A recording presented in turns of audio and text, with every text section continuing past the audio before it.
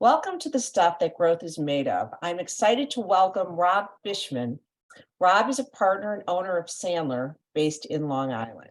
Rob recently met with our Vistage group, and we had an engaging and very insightful workshop last week. So thank you for being here, Rob. Thanks, Margaret. It's great to be here.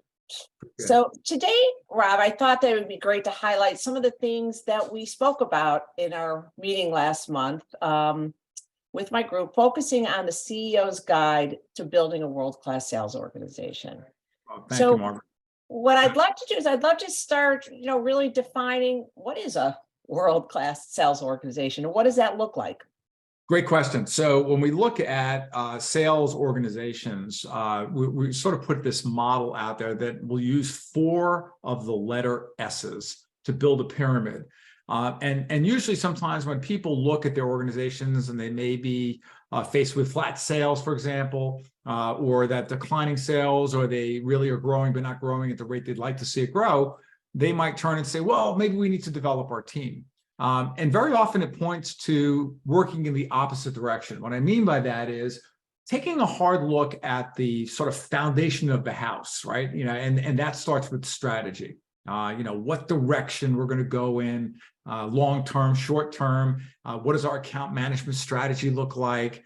Do we have a sales process in place? Who's our ideal client?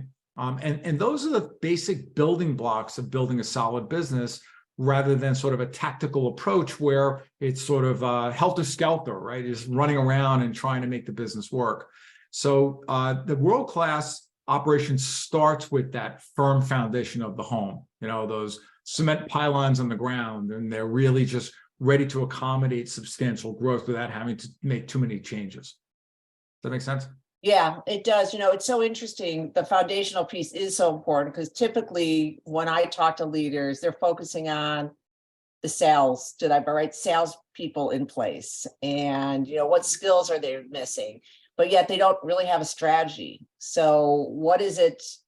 Do they have the right skills and the right people? But it has to start with the strategy. So I agree that foundational piece is key. Yeah. Clearly does. So now we've got that built, it's in place, and we can look at the strategy based on even account identification and mapping out. For example, there are some businesses, and you probably have it in your Vistage groups, around members might have different models. Some may be selling and have a much longer sales cycle with a higher price tag. There may be some what we call their shelf space to lose. In other words, more of a commoditized, lower priced, higher turnover type of model. But if you think and identify like the 4 pistons of a business engine, we look at, how do you maximize that world-class sales operation is using what we call the CARE model. And the CARE model is K-A-R-E.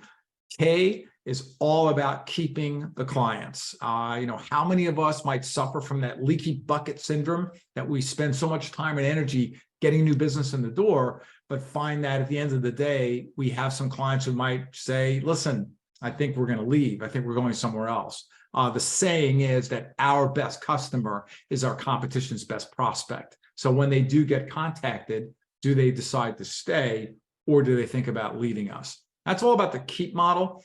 And now going over to the A of CARE is around new business development. And what is the strategy in place for going after new business? Filling the funnel, making sure that there is new business coming in. The pipeline is certain variables of how many times dollars and cents that the pipeline needs to be of new opportunities. That's probably one of the biggest areas, especially for growing companies. And those world-class organizations are focused on a unified marketing and sales strategy based on new business development. And that's a big piece. I'll wrap up the last 2. R is rekindling, recapturing. What do we do if we lose a client or lose wallet share? Do we have a process in place to go about reclaiming it? And there's a lot of times where we hear there really isn't a process. Some might just say goodbye without really exploring why we might not have that account anymore.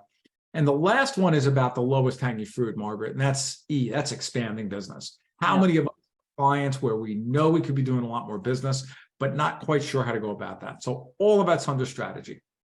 Yeah, it is. It's really important because the cost of sales is so much easier with clients you have, and just making sure that they're happy at the end of the day. So, Yeah, yeah, you sound like somebody who's been in sales.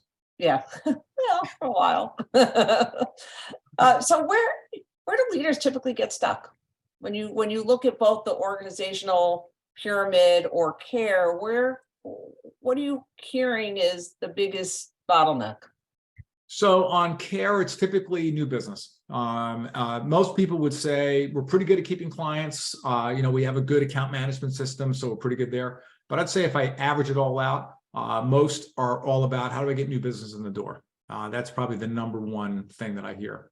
And that leads directly to the next level up around structure.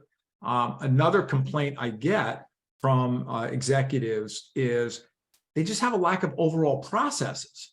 All right, and not everybody in the company speaking the same language. If you think about it, if I'm in an accounting department, there's going to be a standard operating procedure. If I'm in operations or HR, there's going to be a set of procedures and protocols.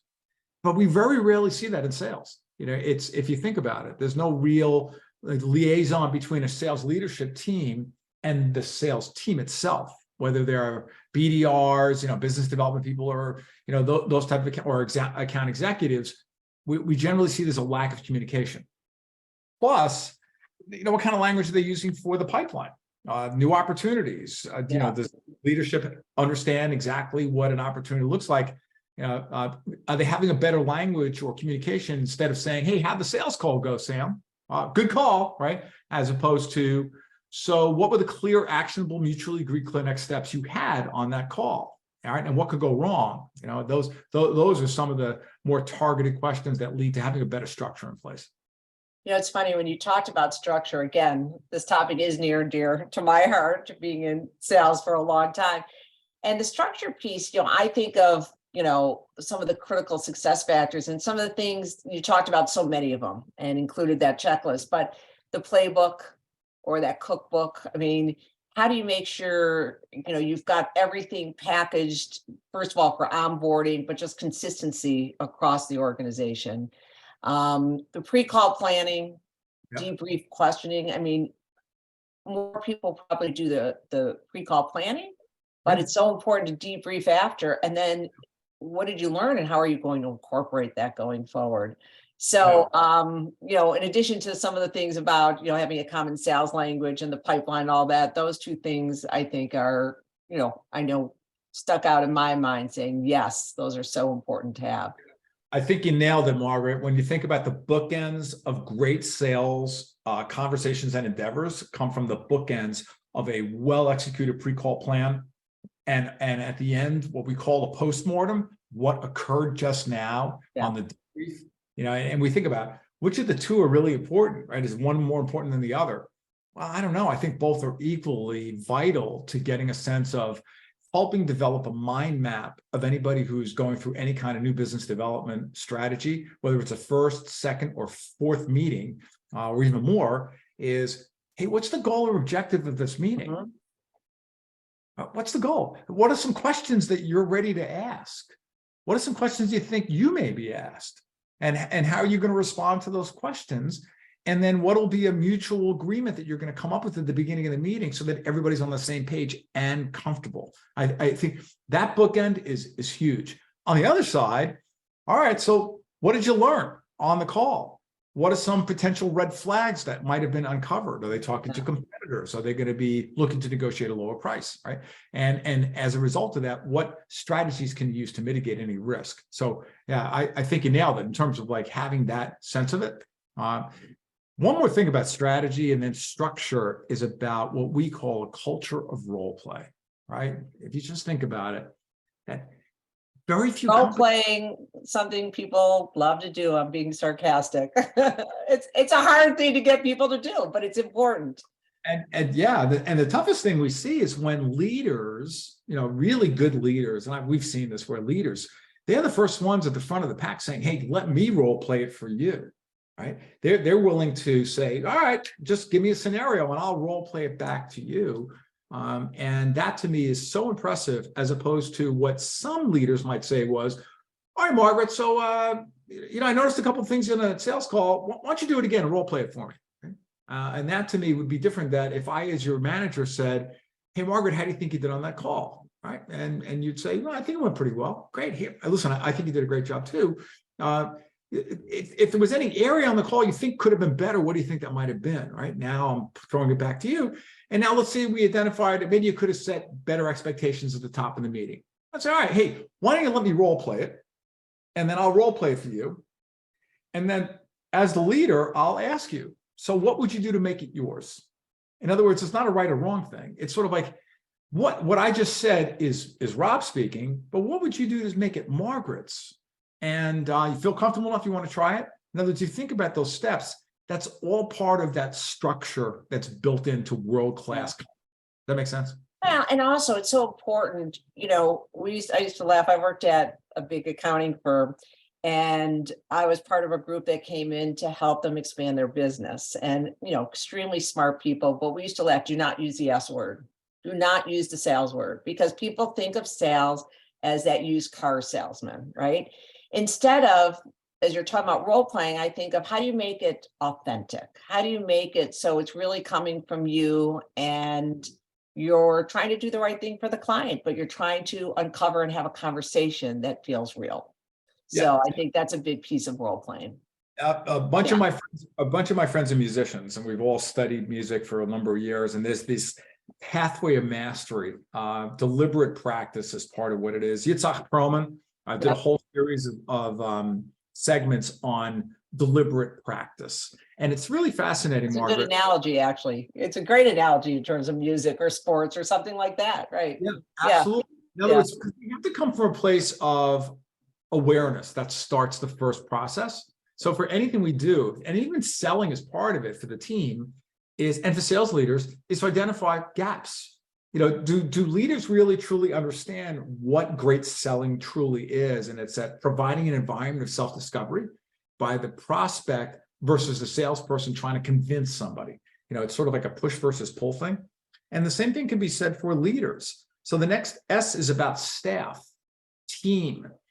Do we have the right people doing the right functions? In other words, some people make the mistake of hiring somebody quickly without doing the quick deep dive to see that they're better suited for account management or farming versus a hunting role they may be looking for. They may be looking, well, we need to open new accounts, but they're hiring somebody who's great at farming, and customer service.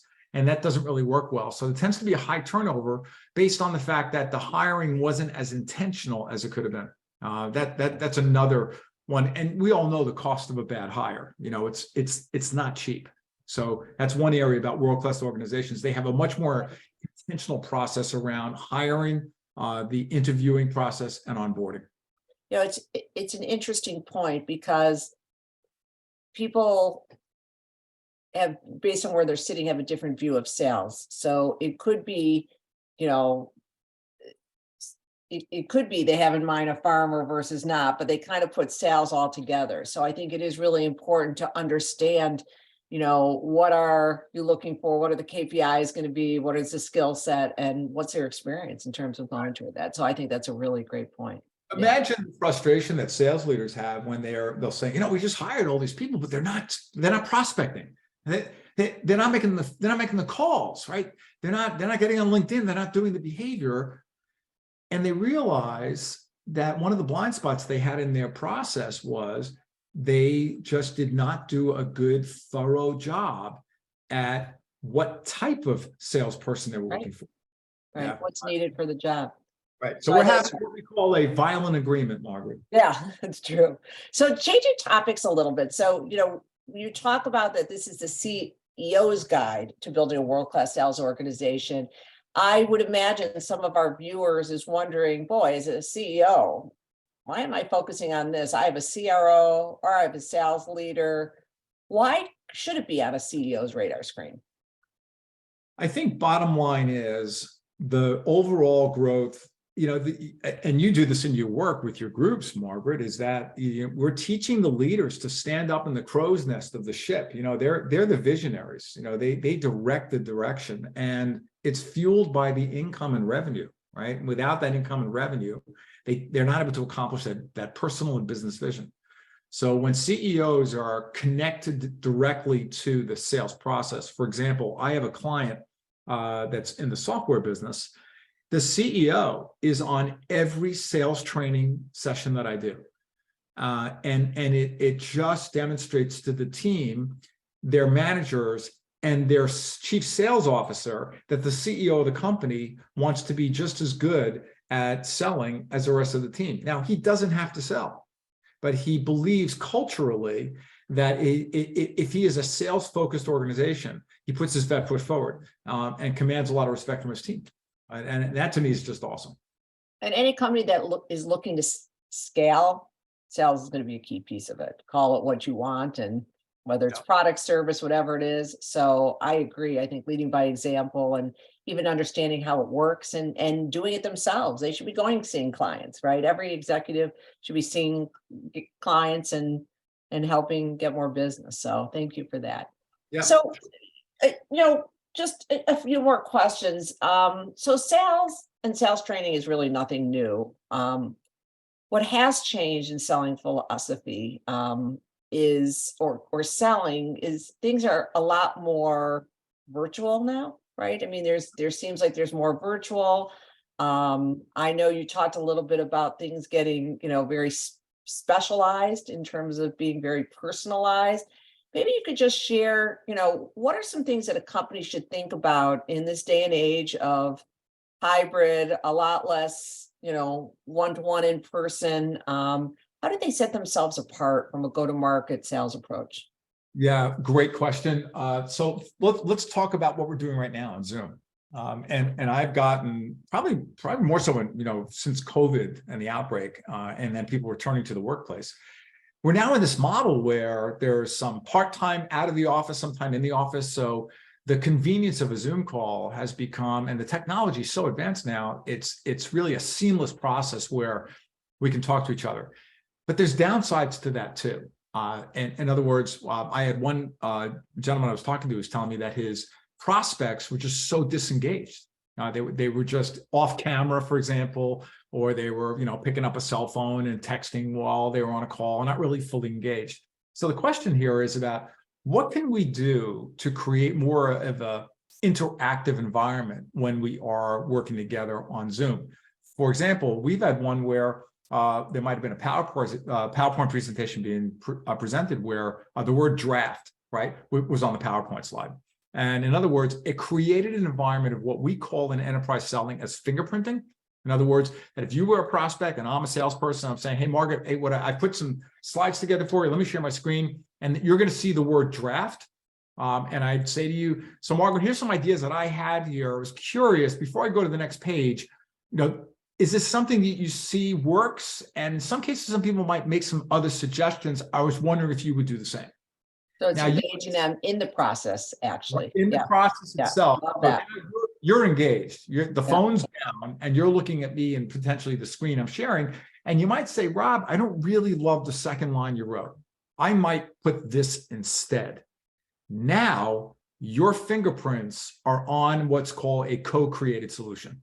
And now, might you be more motivated to continue the dialogue based on the fact that you put some of your created input into this product, right? And so that's an example of how in this age that we're doing that. Notwithstanding prospecting, what we call cadences, prospecting has changed, although it hasn't.